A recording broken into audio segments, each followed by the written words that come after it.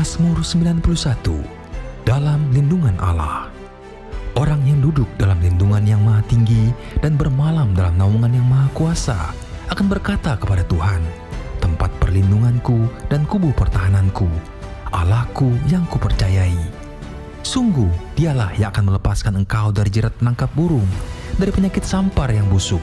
Dengan kepaknya ia akan mengelindungi engkau, di bawah sayapnya engkau akan berlindung. Kesetiaannya ialah perisai dan pagar tembok. Engkau tak usah takut terhadap kelihatan malam, terhadap panah yang terbang di waktu siang, terhadap penyakit sampar yang berjalan dalam gelap, terhadap penyakit menular yang mengamuk di waktu petang. Walau 1.000 orang rebah di sisimu dan 10.000 di sebelah kananmu, tetapi itu tidak akan menimpamu. Engkau hanya menontonnya dengan matamu sendiri dan melihat pembalasan terhadap orang-orang fasik. Sebab Tuhan ialah tempat perlindunganmu, yang maha tinggi telah kau buat tempat perteduhanmu. Malapetaka tidak akan menimpa kamu, dan tulah tidak akan mendekat kepada kemahmu. Sebab malaikat-malaikatnya akan diperintahkannya kepadamu untuk menjaga engkau di segala jalanmu. Mereka akan menatang engkau di atas tangannya, supaya kakimu jangan terantuk kepada batu. Singa dan ular tedung akan kau langkahi, engkau akan menginjak anak singa dan ular naga. Sungguh hatinya melekat kepadaku, maka aku akan meluputkannya. Aku akan membentenginya, sebab ia mengenal namaku. Bila ia berseru kepadaku, aku akan menjawab. Aku akan menyertai dia dalam kesesakan. Aku akan meluputkannya dan memuliakannya. Dengan panjang umur akan kukenyangkan dia, dan akan kuperlihatkan kepadanya keselamatan daripadaku.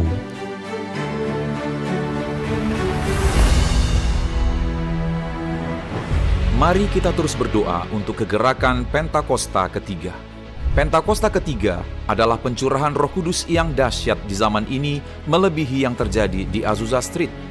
Pentakosta ketiga akan mengakibatkan penuaian jiwa yang terbesar dan yang terakhir sebelum Tuhan Yesus datang kembali.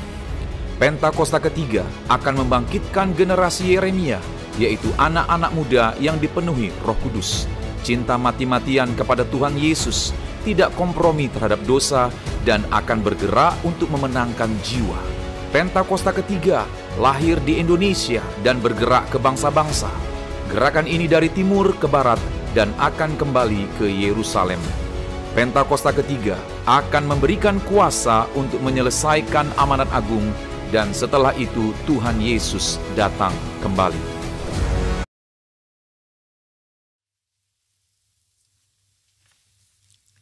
Shalom semuanya. Tahun 2022 adalah tahun paradigma yang baru. The year of a new paradigm. Definisi paradigma menurut Kamus Besar Bahasa Indonesia adalah model dan juga kerangka berpikir. Definisi paradigma menurut Westminster Dictionary of Theological Terms adalah contoh, pola, model. Istilah ini sering dipakai untuk menunjukkan cara berpikir dalam teologi ketika bahan-bahan dikumpulkan dan diatur dalam satu pola atau cara tertentu seperti dalam doktrin.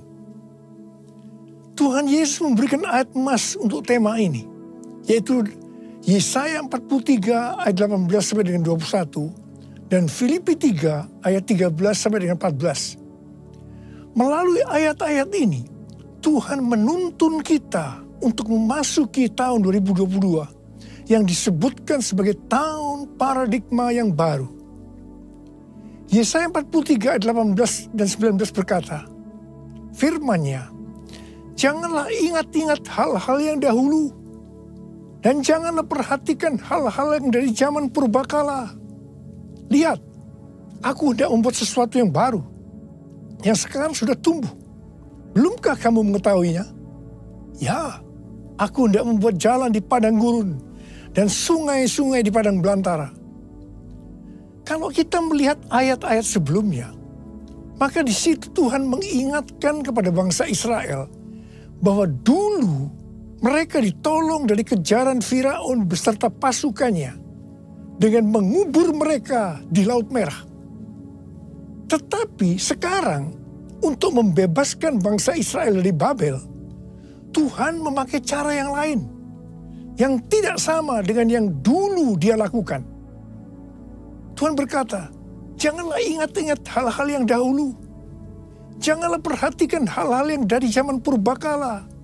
Sekarang Tuhan membuat sesuatu dengan cara membuat jalan di padang gurun dan sungai-sungai di padang belantara, yang merupakan sesuatu yang mustahil dilakukan oleh manusia di zaman itu. Tetapi bagi Tuhan tidak ada yang mustahil. Katakan amin. Inilah yang disebut dengan paradigma yang baru. Sekarang Tuhan berbicara kepada kita semua bahwa memasuki tahun 2022, Tuhan akan menolong dan membebaskan kita dari masalah-masalah yang terjadi dalam seluruh aspek kehidupan kita.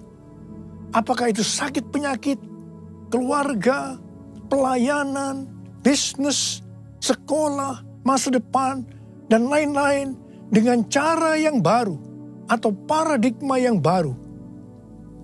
Kita akan mengalami seperti yang terdapat dalam 1 Korintus 2 ayat 9 yang berkata, tetapi seperti ada tertulis, apa yang tidak pernah dilihat oleh mata, dan tidak pernah didengar oleh telinga, dan yang tidak pernah timbul dalam hati manusia, semua yang disediakan Allah untuk mereka yang mengasihi Dia. Ada 3 hal yang harus diperhatikan dalam memasuki tahun paradigma yang baru ini. Yang pertama, paradigma adalah inisiatif dari Tuhan sendiri yang perlu diresponi oleh umatnya. Ada bagian yang Tuhan perbuat dan ada bagian yang umatnya yang harus lakukan. Yang kedua, bagian Tuhan yaitu membuat sesuatu yang baru. Yang ketiga, bagian umat Tuhan yaitu melihat, mengetahui, dan menerima yang Tuhan buat. Bagaimana supaya kita mempunyai pola pikir paradigma yang baru? Yaitu melalui firman Tuhan dan Roh Kudus. Bukan kebetulan, sebelum memasuki tahun 2022, maka tema tahun 2021 adalah tahun integritas. Jadi hanya orang yang berintegritas atau yang menjadi serupa dengan gambar Yesus yang akan bisa mengerti dan meresponi dengan benar paradigma yang baru ini. Karena itu, kita harus melakukan seperti yang tertulis dalam 1 Yohanes 2 ayat 6. Bahwa kita yang percaya kepada Tuhan Yesus harus hidup sama seperti Kristus telah hidup. Karena kita telah hidup sama seperti Kristus telah hidup, maka kita akan menjadi serupa dengan gambarnya. Ku mau sepertimu Yesus, disempurnakan selalu dalam setiap jalanku, memuliakan namamu, memuliakan namamu, memuliakan namamu.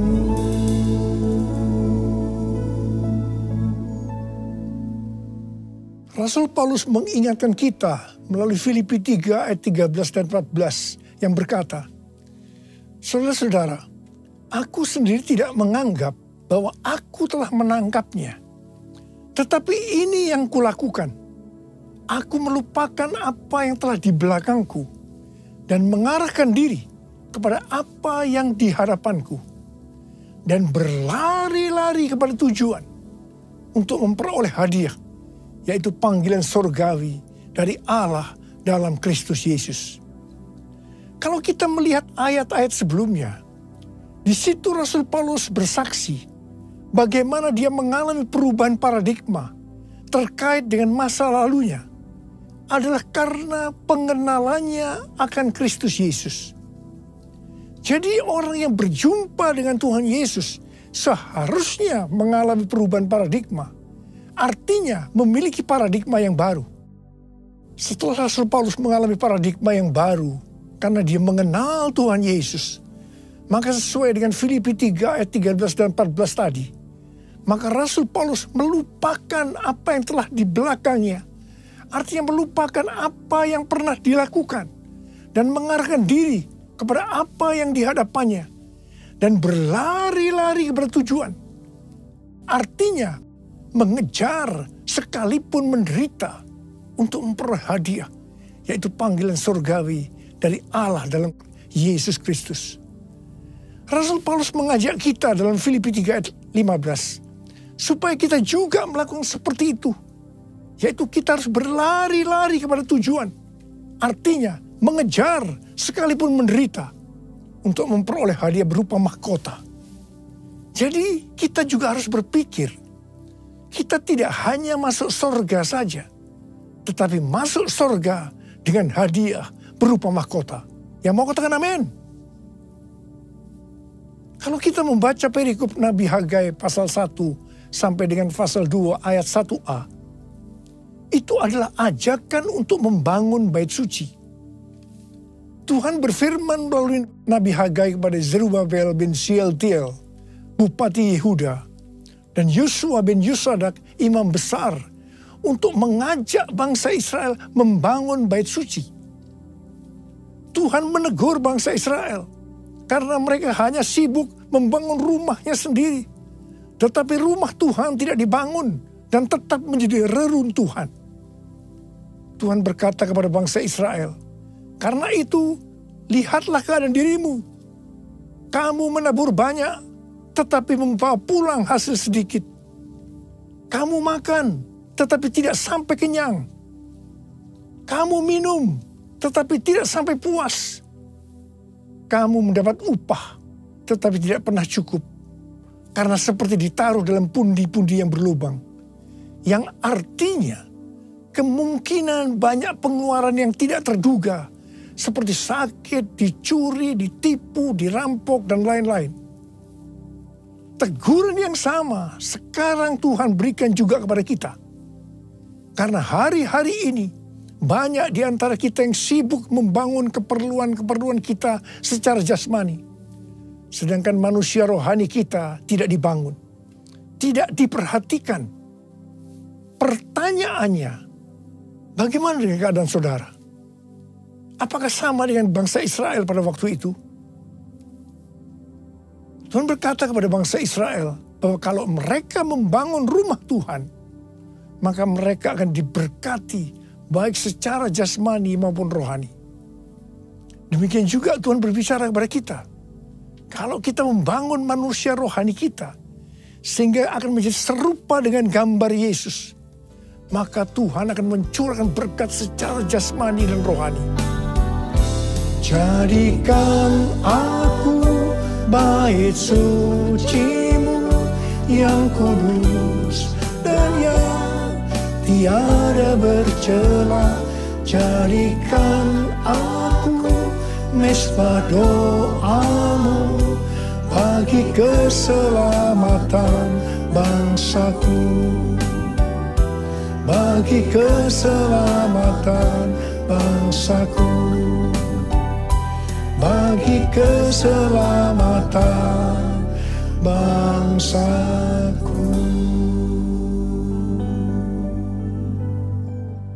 Tuhan mengingatkan kita bahwa paradigma yang lama, yaitu pola pikir duniawi yang berdampak pada kehidupan duniawi, akan berujung kepada kebinasaan. Karena itu, miliki dan hidupi paradigma yang baru, sehingga kita akan menjadi serupa dengan gambar Yesus. Kita akan menjadi orang yang berintegritas. Kita akan menjadi orang yang mencari dan memikirkan perkara-perkara yang di atas, bukan yang di bumi.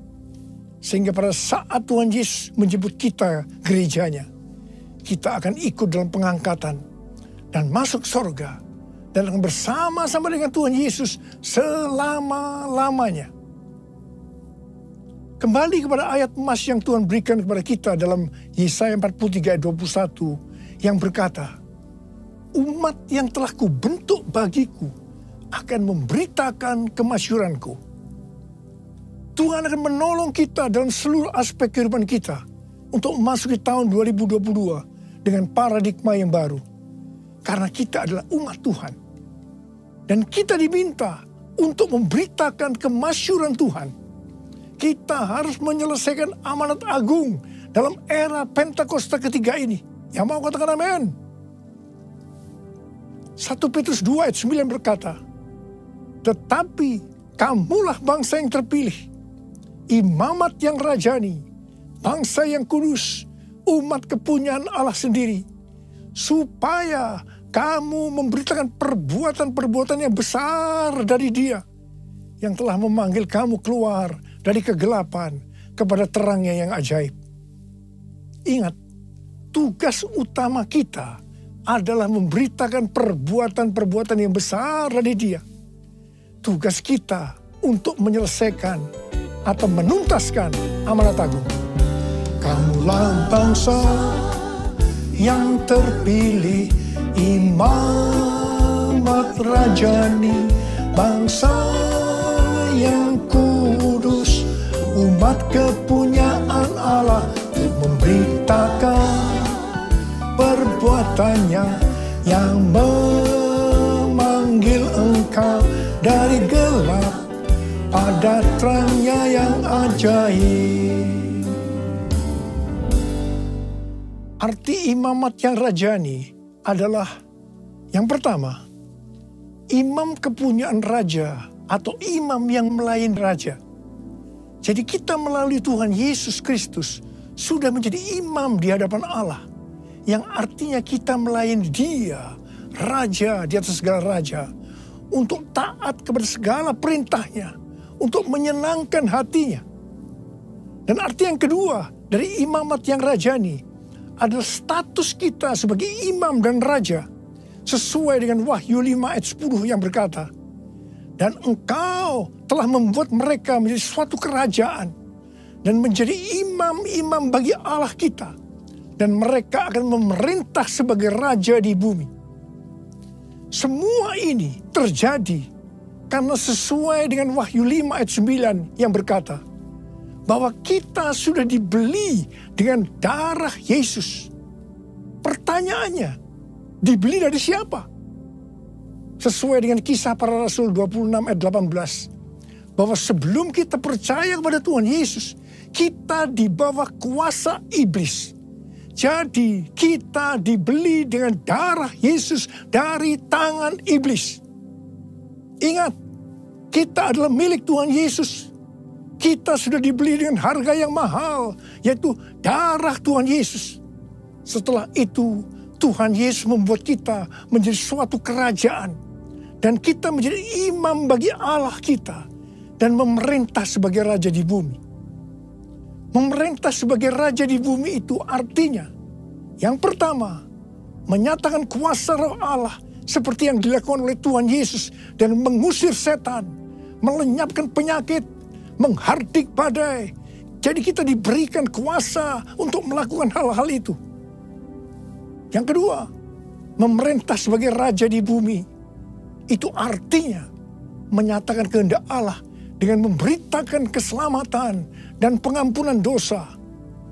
Matius 16 ayat 19 berkata, kepadamu akan kuberikan kunci kerajaan sorga.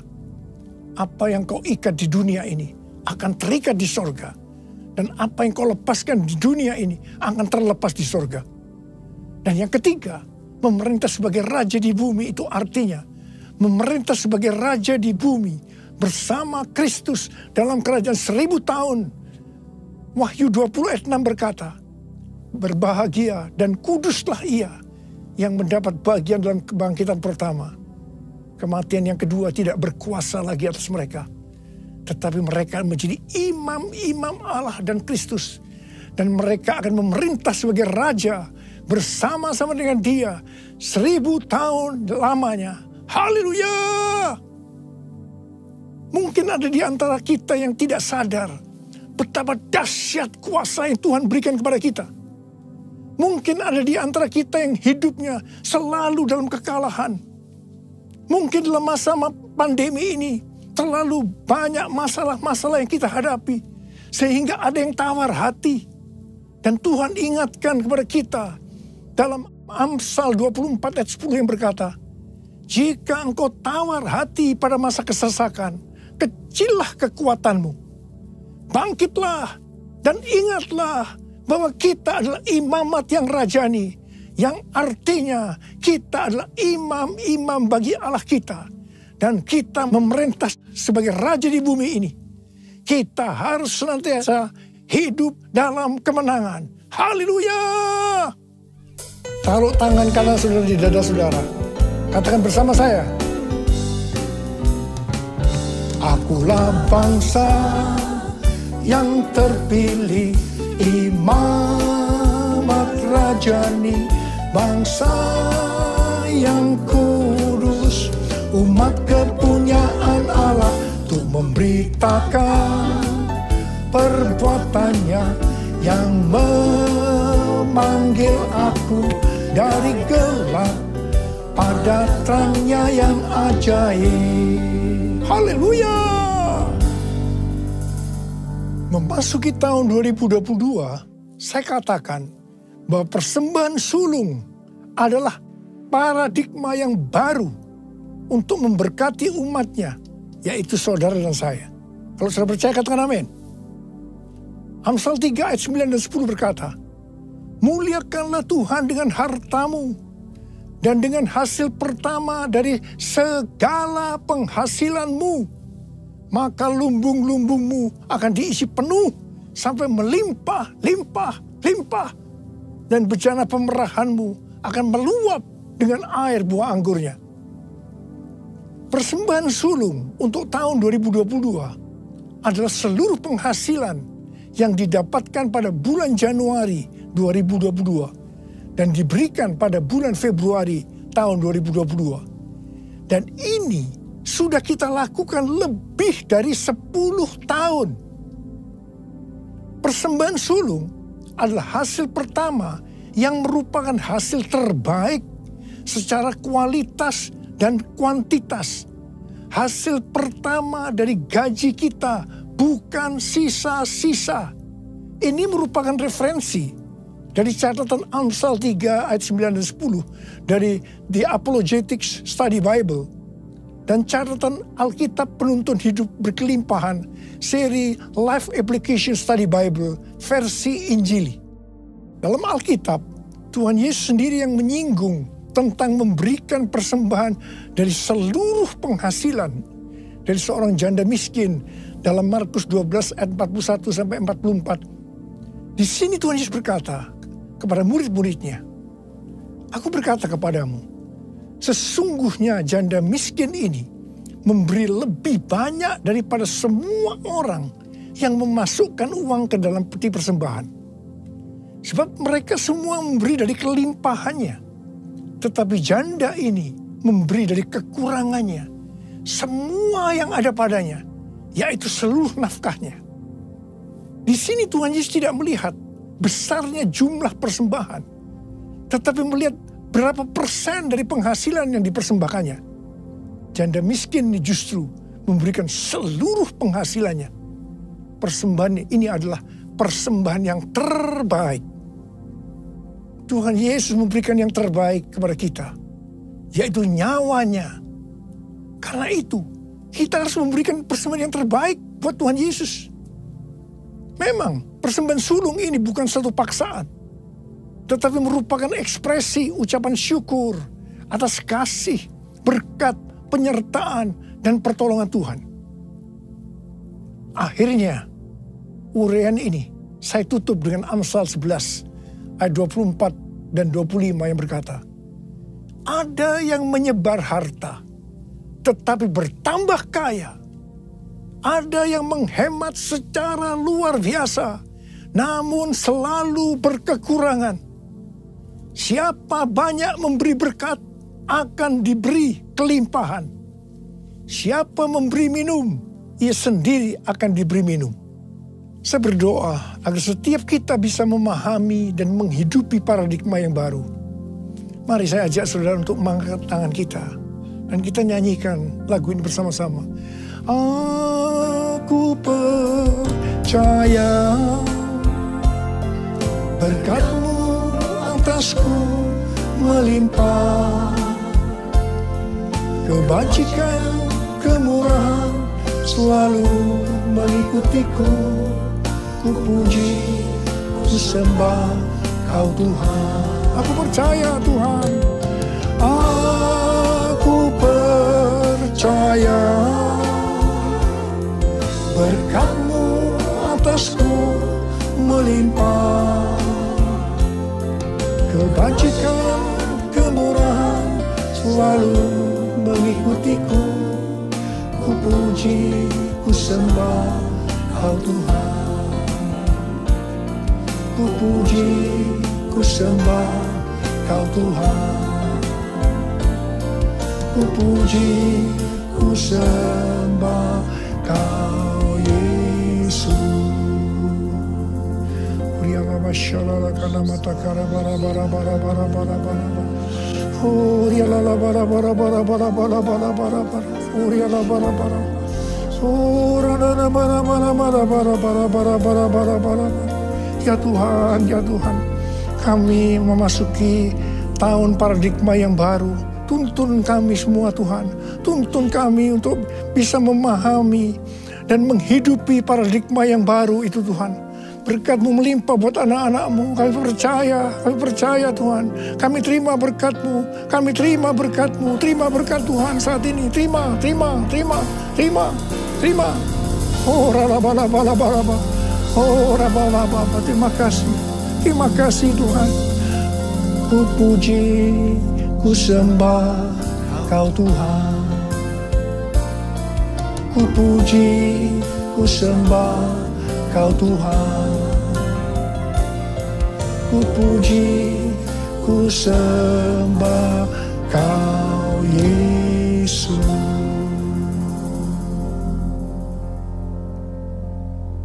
Mari saudara-saudara, kita akan masuk dalam perjamuan kudus. Kita akan mengingat ayat ini. Sebab setiap kali kamu makan roti ini dan minum cawan ini, kamu memberitakan kematian Tuhan sampai Ia datang. Perjamuan kudus adalah perjamuan Tuhan Yesus sendiri. Setiap kali kita masuk dalam perjamuan kudus, Tuhan Yesus selalu berkata, biarlah ini menjadi peringatan akan daku. Karena itu mari arahkan hati kita kepada Tuhan, kepada kebaikan Tuhan Yesus. Supaya kita lebih mengasihi Tuhan Yesus. Supaya kita lebih mengasihi satu dengan yang lain. Mari tundukkan kepala. Bapa, siapakah kami sebelum kami mengenal Engkau? Kami semua orang berdosa. Upah dosa adalah maut, mati. Tapi Engkau yang tidak berdosa telah dijadikan dosa oleh karena kami. Engkau harus turun dari sorga mulia, menjelma menjadi manusia, dan mati ganti kami dengan penderitaan yang luar biasa. Sungguh kalau kami pikirkan, ya Tuhan, betapa baiknya Engkau itu. Engkau jadikan kami sebagai anak-anak-Mu. Engkau tuntun, Engkau bela, Engkau lindungi, Engkau berkati kami. Engkau sembuhkan kami. Engkau juga tegur kalau kami berbuat salah. Itu Engkau ya Aba. Itu Engkau ya Aba. Saudara, Tuhan Yesus akan memberkati kita melalui perjamuan kudus. Tapi Tuhan mau kita makan dan minum dengan cara yang benar. Mari, setiap kita introspeksi. Lihat keadaan diri masing-masing. Jangan menyimpan dosa. Kalau Tuhan ingatkan ada dosa yang harus kita selesaikan saat ini, langsung kita minta ampun. Ampuni kami Tuhan. Ampuni ya Tuhan. Ampuni. Tuhan, ampuni kami semua. Ampuni kami semua ya Tuhan, ampuni. Terima kasih ya Bapa. Kami akan masuk dalam perjamuan kudus dengan hati yang penuh ucapan syukur. Dalam nama Yesus kami berdoa. Amin. Sekarang mari saya ajak saudara untuk mengangkat roti di tangan kanan kita tinggi-tinggi. Sebab apa yang telah kuteruskan kepadamu telah aku terima dari Tuhan. Yaitu bahwa Tuhan Yesus pada malam waktu ini diserahkan mengambil roti. Dan sesudah itu ia mengucap syukur atasnya. Ia memecah-mecahkannya dan berkata, inilah tubuhku yang diserahkan bagi kamu. Perbuatlah ini menjadi peringatan akan aku. Saudara kasih Tuhan, bukankah roti yang kita pecah-pecahkan ini adalah persekutuan kita dengan tubuh Kristus? Mari kita makan dalam nama Yesus.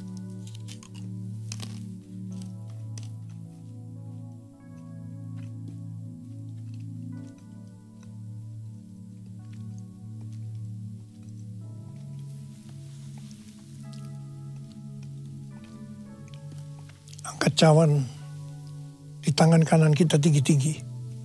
Demikian juga ia mengambil cawan sesudah makan, lalu berkata, cawan ini adalah perjanjian baru yang dimeteraikan oleh darahku. Perbuatlah ini setiap kali kamu meminumnya menjadi peringatan akan aku. Saudara dikasih Tuhan, bukan cawan pengucapan syukur, yang atasnya kita ucapkan syukur adalah persekutuan kita dengan darah Yesus. Mari kita minum dalam nama Yesus.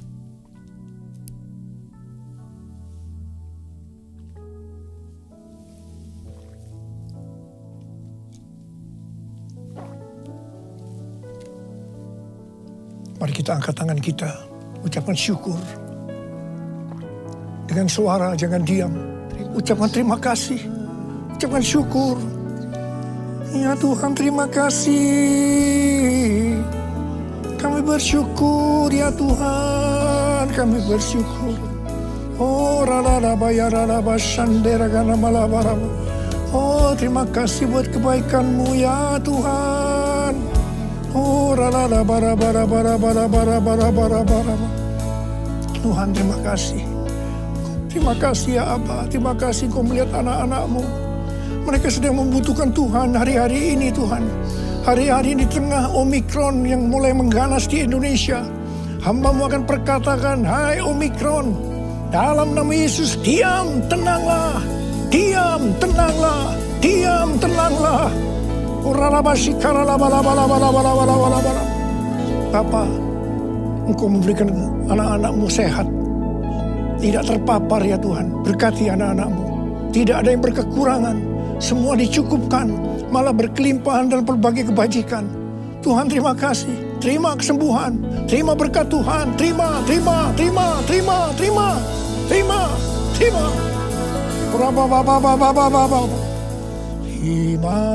kasih Yesusku. Terima kasih Yesusku. Puji syukur hanya bagi Tuhanku. Terima kasih Yesusku, terima kasih Yesusku. Puji syukur hanya bagi Tuhanku. Terima kasih ya Tuhan. Terima kasih Yesusku, terima kasih Yesusku. Puji syukur hanya bagi Tuhanku. Terima kasih Yesusku, terima kasih Yesusku. Puji syukur hanya bagi Tuhanku. Puji syukur hanya bagi Tuhanku. Puji syukur hanya bagi Tuhan.